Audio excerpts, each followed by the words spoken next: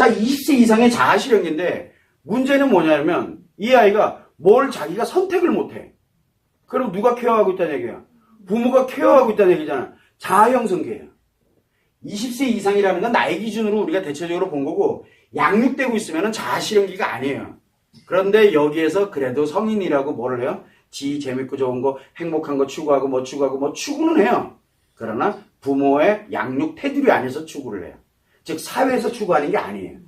자, 문제는 뭐냐면 요 자아실현기에 얘가 워낙 사고를 많이 쳐. 워낙 사고를 많이 쳐요. 왜 사고를 많이 칠까? 사고를 많이 치는 이유. 자아형성기를 그냥 지나칠 확률이 굉장히 높아요. 그러다 보니까 자기 생각 기준이 안 만들어지다 보니까 누군가에게 이용당하고 또는 뭔가를 했다는 누군가가 피해를 입고 이게 왜냐하면 생각 기준이 안 만들어졌기 때문이거든요. 그래서 자아형성기가 안 돼 있는 상태로 자아실현기를 들어가게 됐을 때는 바로 이런 현상이 생기는 거예요. 결국은 이때 대체적으로 시행착오를 안 겪은 사람들이 많아요. 이때는 되게 편하지. 시행착오 안 겪으니까 뭐예요? 엄마 말, 아빠 말, 부모 말, 양육권자의 말을 잘 들어요. 왜라는 걸 안 붙이는 거예요. 어쩌다 한번 붙였다가 박살나고 나니까 그 다음엔 안 붙여. 그러니까 생각 형성이 안 되잖아. 하라는 대로 하니까. 이거 누구 생각이에요? 여기 살아갈 때는. 그러면 부모님 생각이에요. 얘 생각이 아니거든.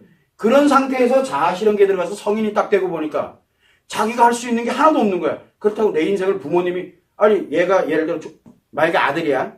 아들이 여자친구를 만나야 돼. 부모님한테 물어봐야 돼요. 엄마 여자친구 만나야 돼? 만나라 그러면 엄마가 만나래. 그러면 어느 여자가 좋아하겠냐고. 그래서 여자가 이게 마마보이 아니야? 그래서 딱 자르려고 드니까 이 남자가 뭐가 됐어? 순간 획 가잖아. 그건 자기 왜 가는지 몰라. 생각 기준이 없어서 그래. 그러면 어떻게 돼? 그 자리에서 막 두드려 패고 막 이러는. 그래서 데이트 폭력도 막 생기는 거거든. 이렇게 문제가 계속 발생이 되니까 부모 입장에서 뭐라 그래요? 부모 얘를 포기하고 싶은 거야. 이 집이 쑥대밭에 있으니까. 그거 누구 책임이에요? 아이 책임일 것 같아요? 아니에요. 부모 책임이에요.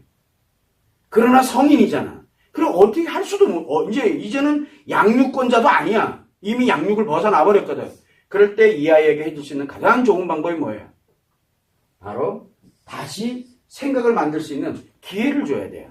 그 아이에게. 그러면 어떤 특정한 교육이 됐던, 어떤 특정한 어떤 단체가 됐던 뭐가 됐든 이런 데 위탁을 한다든가 의뢰를 한다든가 해서 그 아이가 건강한 이런 자아를 형성해 갈 수 있도록 필요하다 그러면은 템플스테이라든가 뭐 여러 가지 사안들 할 수 있는 게 많거든.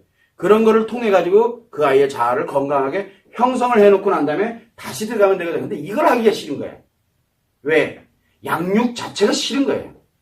문제가 생겨버리니까. 문제 생긴다고 양육을 포기해버리는 그런 일이 지금 현재 굉장히 많이 생기거든요. 그나마도 자아실현기 때는 성인이야. 그나마 다행이에요. 그런데 관계적인기 때 인간관계 잘 못한다 그래가지고 얘는 맨날 뭔가 문제가 생겼어요. 그런다고 여기서도 포기해버리잖아요. 여기서도 포기하기도 하고. 그럼 이 아이 어찌가라고. 그래서 부모들은 자기가 불편하고 자기가 힘들면은 무조건 애를 탓해요.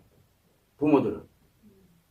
부모는 이 아이로부터 뭔가를 받을 수 있는 그 권리는 없어요. 오로지 양육할 의무만 갖고 있다고, 부모는. 그런데 자꾸 아이를 통해서 뭔가를 보상을 받으려고 그래요. 그런 부모들이 대체적으로 이거 어떤 것도 못해요.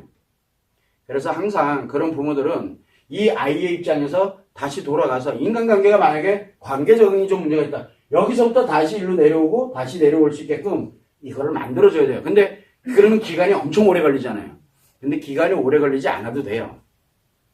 오래 걸리지 않고 뭐 예를 들어 6개월이 됐던 1년이 됐던 꾸준하게 그걸 통해서 자기 스스로가 배워나가면 되거든. 왜? 이미 여기 와 있는 사람들은 이 단계를 걸치는 거는 오래 걸리지가 않아요. 그런데 한 번은 이 관계에 관련되는 부분을 심리를 건강하게 한번 발달시킬 필요성은 있다는 얘기. 심리 발달 과정이잖아요. 심리가 발달이 안 된 상태에서 계속 가게 되면 당연히 문제다. 왜? 심리가 미숙하다는 얘기예요. 즉 자아가 형성이 안 돼 있다는 얘기거든. 좋은 인간관계인지 나쁜 인간관계인지 몰라. 그러면 어떻게 돼요? 아무나 만나게 되는 거야. 문제가 진짜 이상해지는 거예요. 그걸 여러분들이 참고를 해주시면 될 것 같아요. 요 관계적인 게 있는 아이가 있어. 요 아이도 말할 건 다 하거든. 말도 하지. 행동도 합니다. 와, 그럴듯하게 잘해. 그러니까 뭐를 합니까? 그래, 이제부터는 네 인생 네가 살아라. 그래도 뭐만 줘? 학교 보내주고 용돈 주고 그잖아. 학교 보내고 용돈 보내고 할 거 다 했잖아, 이제. 그리고 집 있겠다. 그리고 얼마 이제 밥 잘 먹겠다. 학교 가겠다. 용돈도 주겠다. 그럼 됐잖아. 그리고 무관심해버려요. 그러면 뭐가 형성이 안 돼요? 관계 적응에 인간관계를 적응을 하지 못하는 거예요. 문제가 막 발생되다 보니까 조금 더 지나면 애를 포기해버리는 거예요. 그건 네 인생이지 이제 내 인생 아니야. 여기서 포기를 내는 사람들도 의외로 많아요. 여기서 포기할지 여기서 포기할지 아무도 모르잖아요. 그러다 보니까 뭐가 생기냐면 부모들이 자기가 하는 것들이 무엇을 하고 있는지, 즉 양육을 뭘 하고 있는지를 모르는 거예요. 양육이라는 게 뭐예요? 건강하게 성인이 될 수 있도록 성인으로서 살아가면서 행복하게 살아갈 수 있는 그 환경을 꾸준하게 오랜 시간 동안 이게 키워가는 거거든. 그래서 양육권자라는 그런 말이 나오는 거예요. 그 양육을 하는 권리라고 얘기하는데 양육의 권리는 사실은 의무거든요. 뭐냐면 보상의 권리가 아니에요. 양육하는 권리지. 그걸 여러분들이 참고를 해주시면 될 거예요.